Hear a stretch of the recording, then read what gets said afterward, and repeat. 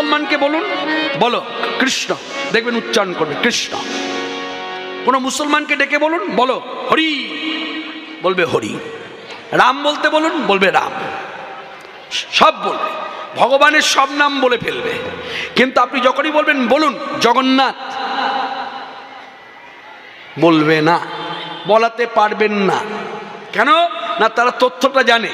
একমাত্র ভারতবর্ষের মাটিতে ওই সেই বাড়ি, ভগবানের বাড়ি। যদি কেউ এই জড়জগতে কেউ ভগবানের বাড়ি খুঁজে বেড়ায়, তাহলে চোখে আঙুল দিয়ে দেখিয়ে দেওয়া যায় ওই হচ্ছে ভগবানের বাড়ি।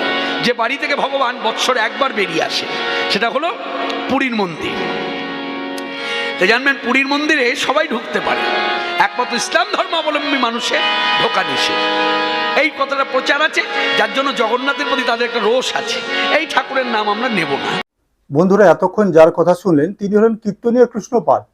এদের খুব নামগুলো খুব বড় বড়, যে তত্ত্ব সম্রাট, সুর সম্রাট, কিন্তু তার সঙ্গে আরো একটি পদবী আপনারা এদের যোগ করেন, তারা এরা হলো ঢপের সম্রাট।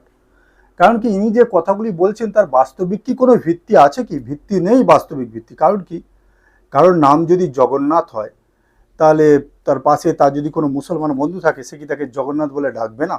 ভাবুন তো একবার, আপনারা ভেবে দেখুন এই সমস্ত কথা কতখানি ভিত্তিহীন।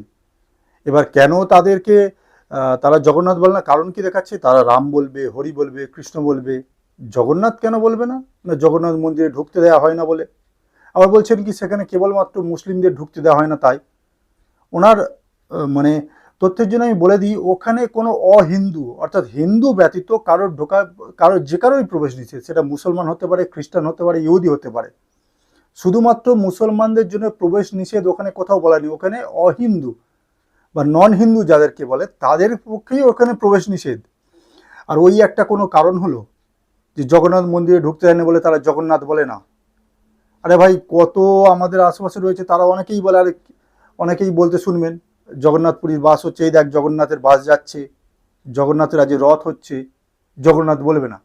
মানে মাথা মোটা মন না, বা মূর্খতার একটা পরিসীমা থাকে, যেটা এরা সম্পূর্ণরা পেরিয়ে যাচ্ছে। দিনকে দিন কীর্তনের আসরে যাচ্ছে, কীর্তনের আসরে গিয়ে ধর্মের নাম করে এরা ধর্মের সর্বনাশ করছে, এরা 12টা বাজাচ্ছে একের পর এক। শুধু নিয়ে একা নন, এর সঙ্গে বহু আছে। তার মধ্যে একজন তো আর একটা পালবাবু আছেন, যার ভিডিও আমি করেছিলাম, কথায় কথায় মিথ্যে কথা, কীর্তনীয় প্রদীপ পাল। ইনি হচ্ছেন তার ঠিক ভাইরা ভাই আমার মনে হয়। এছাড়া তো আমি কিছু দেখতে পাই না, সবকটা ঢপের চপ এক জায়গায়। তো যাদের মনে হলো যে এই তথ্য যাদের মনে হয় সঠিক, তারা দয়া করে রেফারেন্সও দয়া করে দিয়ে যাবেন।